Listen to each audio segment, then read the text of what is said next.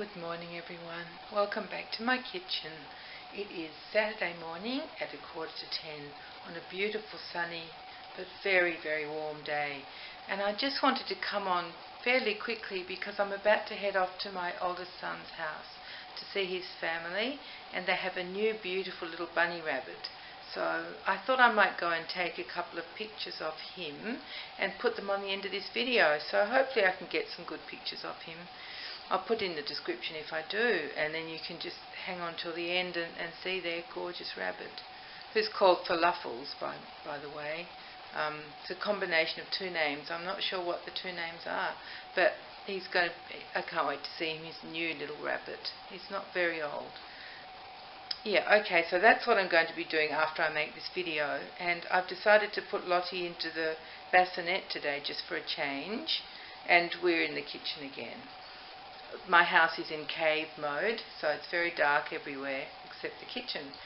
So here she is, and she's wearing, as promised, a romper. Well, I sort of promised a romper or something, you know, that would be like a romper or little bloomers, I thought, or a t-shirt.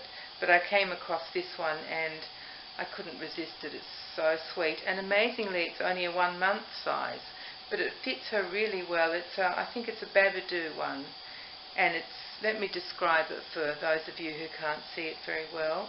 It's the body part of it, the main part of it is pink, and it's a waffle, soft waffle material, like a jersey, but it's got the waffle texture on it, which I love. 3 poppers to change the nappy, and then the little bodice is in white, in the same type of waffle texture fabric.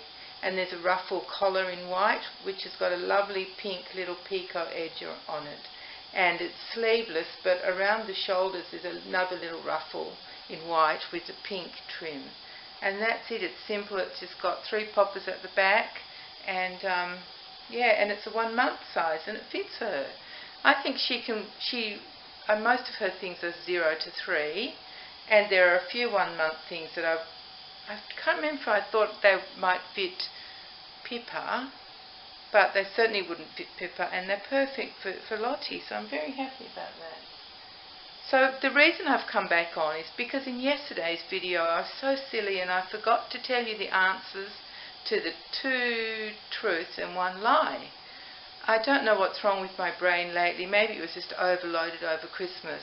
I forgot to do something for a friend as well, and she was pretty upset about it, but I just simply forgot. Anyway, so here is Lottie, and here come the answers to my 2 truths and a lie. So the first statement I said was that my car once drove itself, and actually that is true, because it wasn't the car I've got now. This car I've got now was 10 years old when I bought it, and I've had it I think for 3 years now.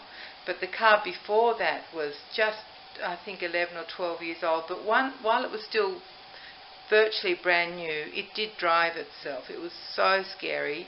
I just turned right onto a very big freeway, and something took over in the car, and it just took off. I couldn't slow it down, I couldn't stop it, I couldn't speed it up, I couldn't do anything. It was honestly driving itself, and it was so scary. It was horrible, absolutely horrible. I kept, doing everything, pumping the brakes and trying to flick the accelerator in case it was stuck and all of that. And I just didn't know what I was going to do. Luckily, before I reached any traffic, which was quite a distance. I was so lucky that day, because it's a busy road normally, and I was just lucky that the car would just go without anybody in front of it. And then after, I don't know how long, it felt like hours, but honestly it was probably 5 minutes maybe, or 10 minutes of the car driving itself at a great speed. Something clicked back in and it let me drive it.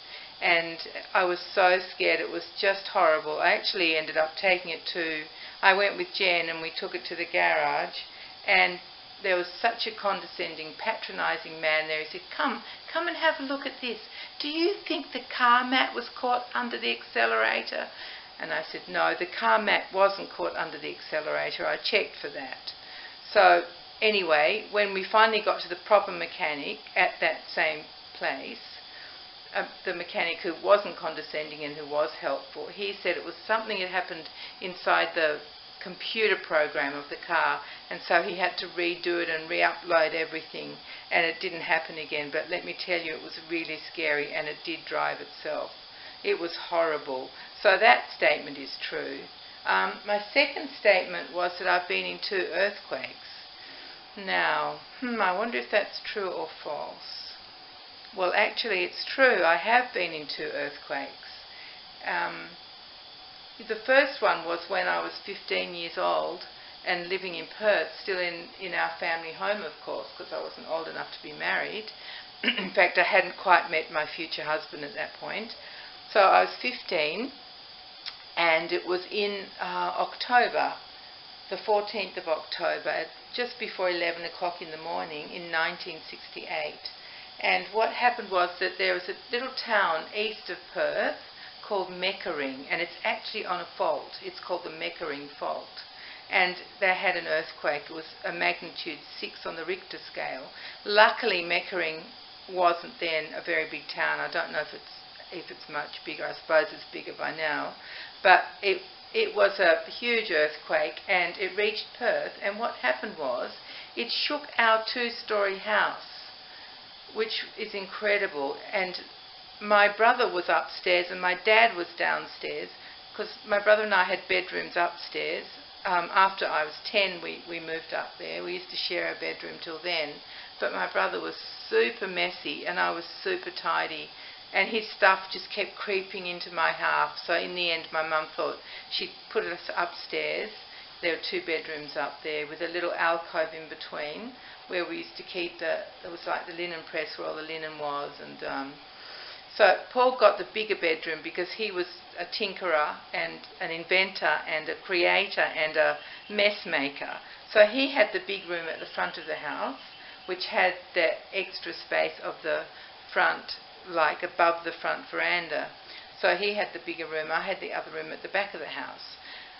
And my dad was downstairs when the earthquake hit, and he called out, "Stop shaking the house!" because he thought my brother had made some explosion and it was shaking the house. Because my brother did used to do that sort of thing. He did like chemical experiments and electronic building and all sorts of things he did in his room. But he wasn't shaking the house, it was the earthquake. Now the second earthquake I was in happened in a town that a lot of you will recognise the name of. It's Newcastle, but it's Newcastle here in New South Wales, not in England. And it happened in, 1989, and it happened at about 10 o'clock in the morning, and we were actually just outside of Newcastle at the time. Newcastle's about maybe an hour and a half or an hour and a quarter north of Sydney, and it's a very, very large city. Not as big as Sydney, but it's still a large city.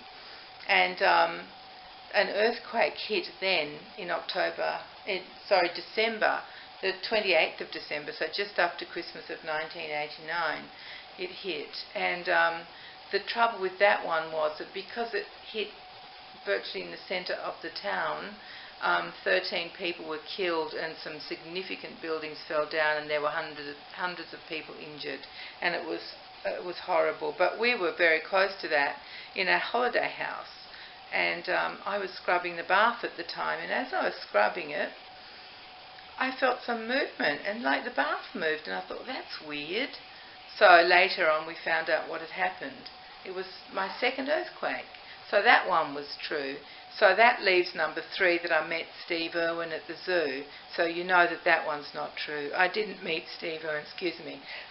I didn't I didn't meet Steve Irwin at the zoo. But, so the other 2 are true and that one's not. But isn't the truth often stranger than fiction? It's just, that's why these things are so hard to guess, because weird things happen to all of us, don't they? When you stop and think about it, there's quite a few of them. So there you are, there's the answer. So well done to those who guessed Steve Irwin. There were a few of you and you were right. So I hope you've enjoyed those little stories of mine, and I better get going and pack up, ready to head off to see the new bunny. And hopefully I can get some pictures of him, and I'll put them at the end of this video. So thank you very, very much for coming back to my kitchen.